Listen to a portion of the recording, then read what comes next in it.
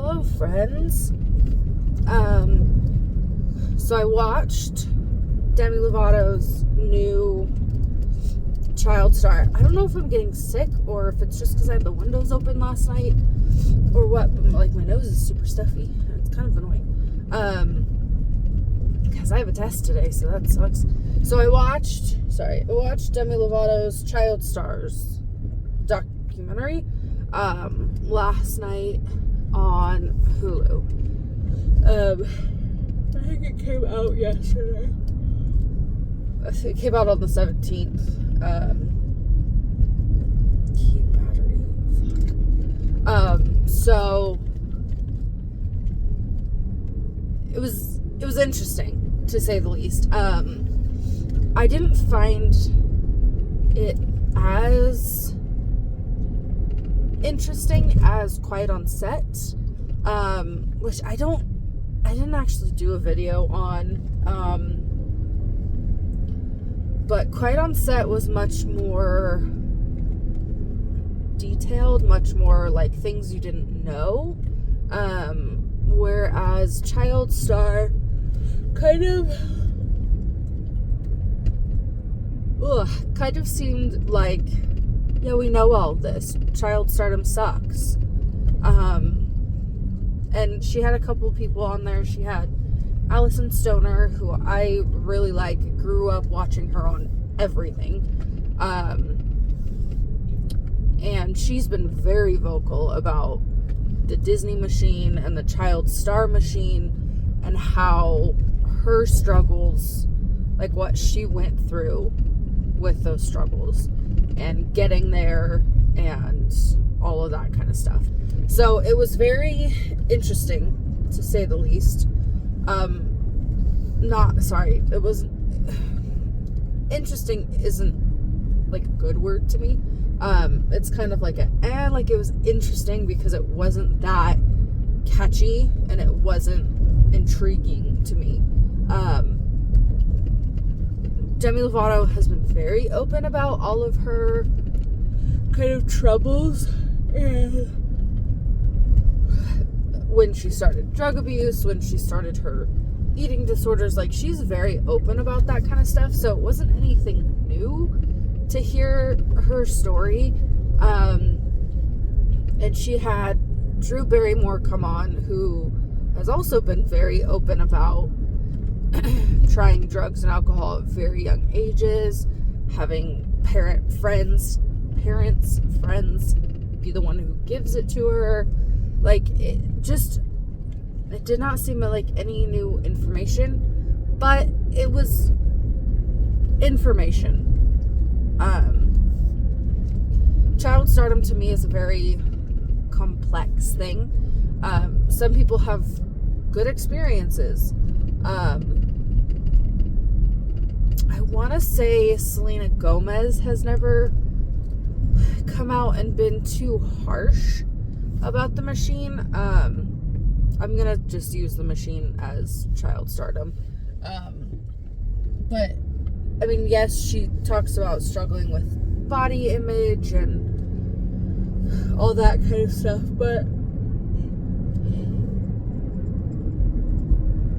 she's not, she wasn't a drug addict that I know of, at least. Correct me if I'm wrong, but there's been a few other people who have come out saying it wasn't all that bad.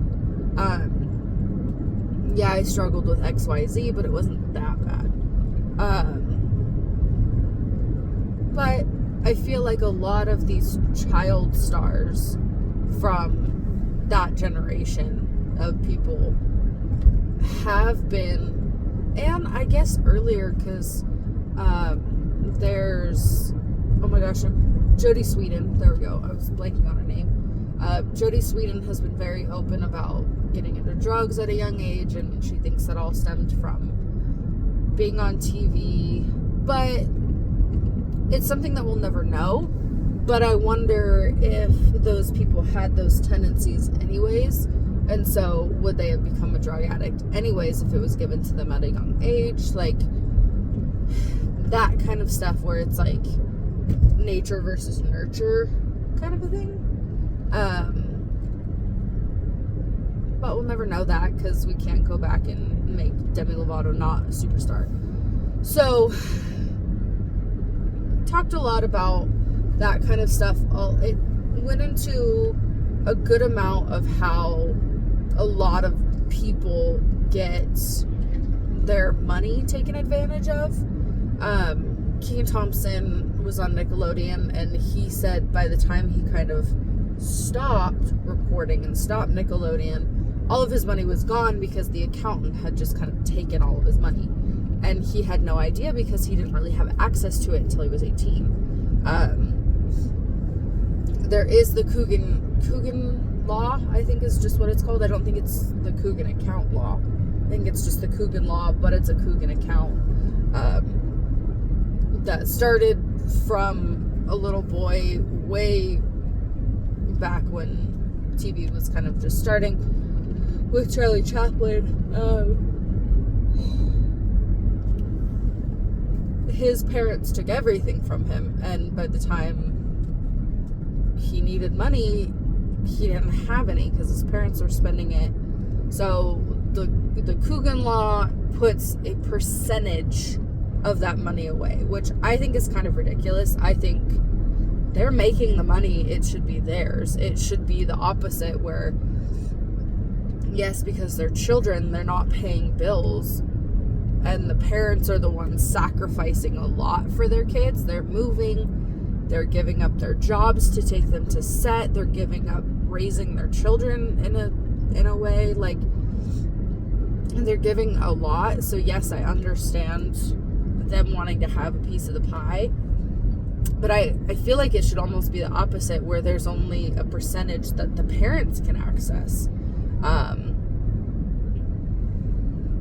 Like I don't know, because I don't know what the percentage of the Coogan law is. I believe it differs in different states, and there's only certain states that it actually is in. I believe Keegan Thomas said that he was in Florida and they don't have Coogan laws, and again, don't quote me because I don't remember exactly if they didn't have them or if they were just different.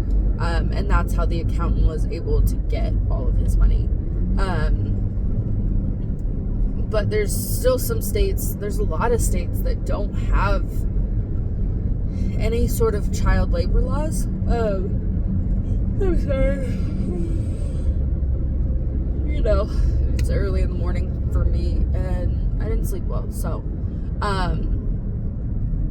they're now talking about, and again, I don't quite remember if they... Oh, it's raining. It's raining. That makes me so happy.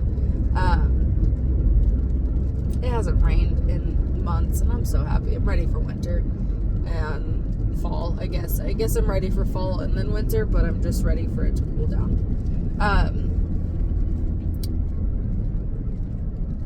So now, I don't remember if they passed it or if it's just in the process of it, but they're creating some kind of thing like the Coogan law for people on social media.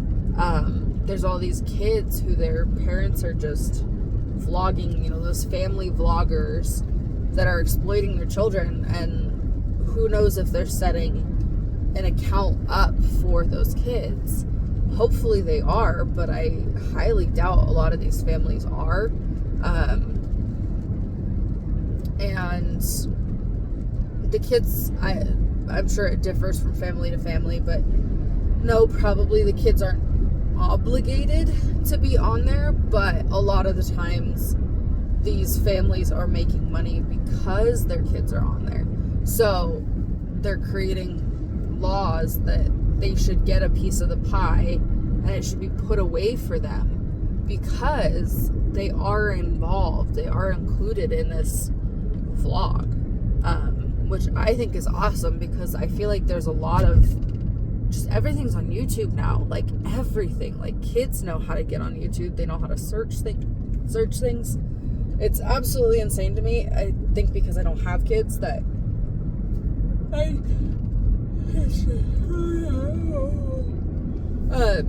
That is just fascinating to me that, like, I'll be watching a kid in a restaurant or whatever, and they're just pulling up YouTube, and they're, like, walking around making these little YouTube videos. I'm like, you're 7. How do you know? 7 is an approximate age, obviously, but, like, you're 7 years old. How do you know how to record a video, what you're supposed to say? At 7 years old, I was reading books, and there was no concept of recording myself. I didn't even have that thought. And I'm a very right-brained, I'm a very creative person. So if I grew up now, I would have been one of those kids, because no, I don't love being on camera. I don't love seeing myself or any of that. I hated being on camera as a kid. Like, my pictures taken, it was a very self-image thing where I really didn't like to see myself. So I might have been one of those kids, because I really like to be creative. That's why I really like hairstyling, is because I get to be creative and I get to think of new ways to do certain things. Again, that's photography for me too. I get to be creative and I get to create an image, and all of that. I love all of that. The left part of my brain does not work as hard.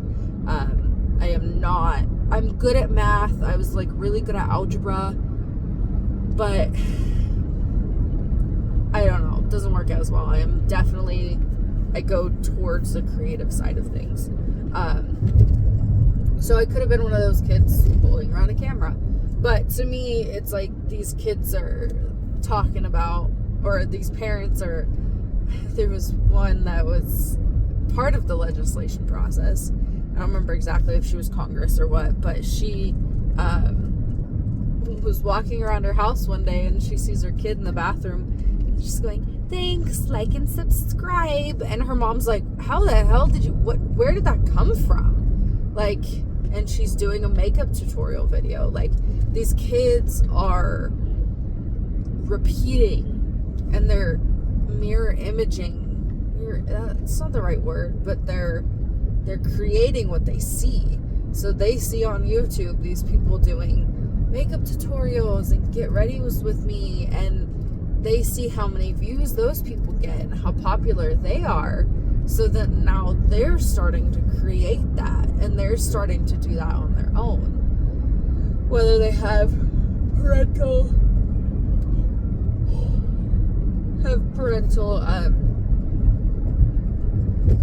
controls or not, these kids are doing it. So it's a very interesting thing to me, and I'm glad that they're doing something to try to protect those kids. I think there needs to be a lot more, and maybe this is because I'm a millennial and I didn't grow up. I was born in 94, so I'm 30 years old. Maybe it's just because I don't really understand a lot of those things, but social media needs to be monitored so much more. I'm kind of going off on a little tangent, but it does have to do with child stars, and they did go into the whole social media thing online, or on the documentary. So a little bit of a tangent, but also not at the same time. You're just gonna pull out in the middle of the road. That's cool. Okay. So I personally think kids shouldn't be on YouTube. I think there should be, there is stuff where you're not supposed to be able to have your own Instagram account until you're 13. There's stuff like that in place, but kids are so smart. They know how to change the date to make them look like they're 13 so that they can have their own account. I need to end my tangent because it's annoying to me, but social media is such a shit thing that it causes so many image, and yes, I am not the skinniest person in the world, so maybe this is just coming from a very insecure place, but it creates the wrong standards. You're only seeing half, if that. You're only seeing what they want you to see. They're only showing you their vacations, their perfect meals. They're not showing you the night that they had mac and cheese because they couldn't afford to get anything that day.